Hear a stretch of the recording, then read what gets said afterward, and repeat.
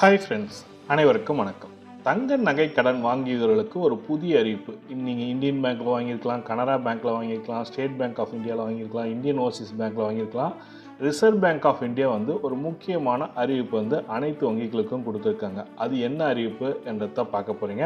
இப்போ பார்த்தீங்கன்னாக்கா gold loan வாங்கலுக்கு ஒரு மகிழ்ச்சியான செய்தினே கூட சொல்லலாம். எதனாலனா இஎம்ஐ ஆப்ஷன் எடுத்துகிட்டு வர போகிறாங்கன்னு சொல்லியிருக்காங்க. இஎம்ஐ ஆப்ஷன் என்ன சார்? Monthly instalment payment. நீங்கள் லோன் வாங்கியிருக்கீங்கன்னா ஒவ்வொரு மாதம் ஒரு அமௌண்ட்டு கட்டிகிட்டே வந்தீங்கன்னாக்கா உங்கள் நகையை மீட்டுக்கொள்ள முடியுன்ற மாதிரி ஆப்ஷன் எடுத்துகிட்டு வந்திருக்காங்க. இந்த திட்டத்தை எப்படி நம்ம பயன்படுத்துவது, அதுவும் இல்லாமல் புதிய ரூட்கள் என்னென்ன ரூல்லாம் எடுத்துகிட்டு வந்திருக்காங்க என்ற முழுமையான தகவல் தான் பார்க்க போகிறீங்க. வீடியோ ஸ்கிப் பண்ணாமல் கடைசி வரைக்கும் பாருங்கள். வீடியோ பிடிச்சிருந்தால் லைக் பண்ணுங்கள், சப்ஸ்கிரைப் பண்ணுங்கள். வாங்க வீடியோக்குள்ளே போகலாம். ஒவ்வொரு தங்க நகை கடனும் பார்த்தீங்கன்னாக்கா இப்போ ஏப்ரல் 30 வரைக்கும் பார்த்தீங்கன்னாக்கா, அதாவது ஒரு வங்கி கணக்கு முடிவு நாள் மார்ச் 31 வரைக்கும் உங்களுக்கு வங்கியில் நகைக்கடன் வாங்கியவர்களுக்கு பார்த்தீங்கன்னாக்கா அதிகமாக இருக்கிறாங்க. எதனால் நகைக்கடன் அதிகமாக வாங்குறாங்கன்னு பார்த்தீங்கன்னாக்கா, தங்க நகை மதிப்பானது நாளுக்கு நாள் அதிகரித்து கொண்டே இருப்பதனால நகைக்கடன் வாங்குவவர்கள் அதிகமாக இருக்கிறாங்க.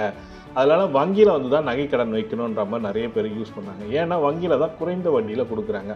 அதுவே NCBI private gold loans, Muthoot finance ஆகட்டும், அர்டிகா கோல்டு ஆகட்டும், அவங்களாம் நகைக்கடன் வாங்குறாங்கன்னா அதிகமான பணம் கொடுத்தாலும் ஆனால் இன்ட்ரெஸ்ட்டு கொஞ்சம் அதிகமாக இருக்கும். இதனால் என்ன பண்ணுறாங்கன்னா இன்ட்ரெஸ்ட் கம்மியாகவும் பாதுகாப்பாகவும் இருக்கிறதுக்கு RBI reserve bank of India கட்டுப்பாட்டில் இயங்கக்கூடிய வங்கிகளுக்கு மட்டும் இந்த நகைக்கடனுக்கான ஆப்ஷன் கொடுத்துருக்காங்க. இந்த நகைக்கடனில் பார்த்தீங்கன்னாக்கா இஎம்ஐ ஆப்ஷன் எடுத்துகிட்டு வர போகிறாங்கன்ற மாதிரி சொல்லி கொடுத்துருக்காங்க. மந்த்லி நீங்கள் இன்ஸ்டால்மெண்ட்டாக பே பண்ணால் உங்கள் நகையை நீங்களே மீட்டுக்கொள்ள முடியுன்ற மாதிரி ஆப்ஷன். எதனாலனா நகையை வைக்கிறாங்க, நகையை வச்சுட்டு அதை கட்ட முடியாது, மொத்தமாக தான் கட்டணும், இல்லைனா பாதி அமௌண்ட்டு கட்டணும் அப்படின்லாம் சொல்கிறாங்க. அப்படி கட்ட முடியாதவர்களுக்கு பார்த்தீங்கன்னாக்கா நகை மீட்கப்படாத பட்சத்தில் நகையை ஏலம் விடுறாங்க. ஏலம் விடும்போது சரியான முறையில் அந்த நகை கடன் வைத்தவர்களுக்கு சரியான முறையில் இன்ஃபர்மேஷன் கொடுப்பதில்லைன்ற மாதிரி கம்ப்ளைண்ட் வந்திருக்கு.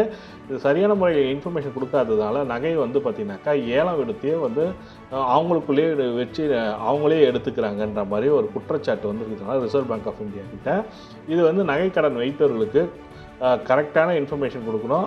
அவங்க முன்னணியில் தான் நீங்கள் நகைக்கடனை, அதாவது நகையை ஏலம் விடும்போது அவர்கள் கண்டிப்பாக இருக்க வேண்டும் சொல்லியிருக்காங்க. அது அவர்களுக்கு தெரியாமல் நகையை விற்றாலோ அல்லது ஏலம் விட்டாலோ உங்களுக்கு தகுந்த நடவடிக்கை எடுக்கப்படும் வங்கிகளுக்கு சொல்லியிருக்காங்க. தனியார் துறை வங்கியான சிட்டி யூனியன் பேங்க்கு, ஹெச்டிஎஃப்சி பேங்க்கு, ஐசிஐசி பேங்க்கு, எல்லா பேங்க்குக்கும் இது பொருந்தும் சொல்லியிருக்காங்க.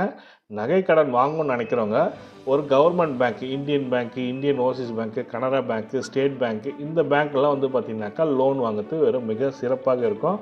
உங்களுக்கு இஎம்ஐ ஆப்ஷனும் கொண்டு வந்துட்டாங்க. நீங்கள் இஎம்ஐ மெத்தடில் நீங்கள் மாற்றிக்கொள்ள முடியும். ஒரு உதாரணத்துக்கு நான் ஒரு 20,000 கோல்டு வச்சுருக்கேன் சார், எனக்கு வட்டி ஒரு வருஷத்துக்கு வட்டி போட்டு 23,000 கட்டணும் சார். நீங்கள் ஒரு வருஷமாக கட்டுறீங்கன்னா 23,000 கட்டணும். அப்போ மாதம் எவ்வளோ கட்டணும்னு பார்த்தீங்கன்னாக்கா 12 மாதத்துக்கு 2,000 பேஸ் பண்ணி உங்களுக்கு இன்ட்ரெஸ்ட்டோடு சேர்த்து மாதம் 2,000 கட்டினீங்கன்னாக்கா உங்கள் லோனை, அதாவது கோல்டை எடுத்துக்கணும். அப்ராக்சிமேட்டாக சொல்கிறேன், 2,000 நீங்கள் கோல்டை மீட்டு எடுத்துக்கொள்ள முடியும். அந்த இஎம்ஐ ஆப்ஷன் வந்திருக்கிறதுனால ஒரு மகிழ்ச்சியான செய்தின்னு சொல்லலாம்.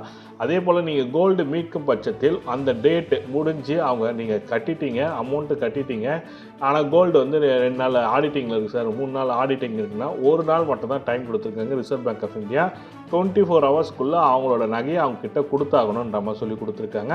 அப்படி கொடுக்கும் பட்சத்தில் அவங்க கொடுக்கலன்னா அவங்களுக்கு ஒவ்வொரு நாளைக்கும் 5,000 ஃபைன் போடுவாங்கன்ற மாதிரி சொல்லி கொடுத்துருக்காங்க.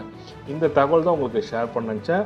கால அவகாசம் நீட்டிக்கப்படுமான்றது தெரியல, அதுக்கான அறிவிப்பு இன்னும் வரலை. கண்டிப்பாக அதுக்கான அறிவிப்பு வந்தாலும் நம்ம சேனல் அப்டேட் பண்ணுவோம். நீங்களும் மிஸ் பண்ணாமல் நம்ம சேனலை சப்ஸ்கிரைப் பண்ணிட்டு பெல் பட்டனை ப்ரெஸ் பண்ணிங்க. நன்றி, வணக்கம்.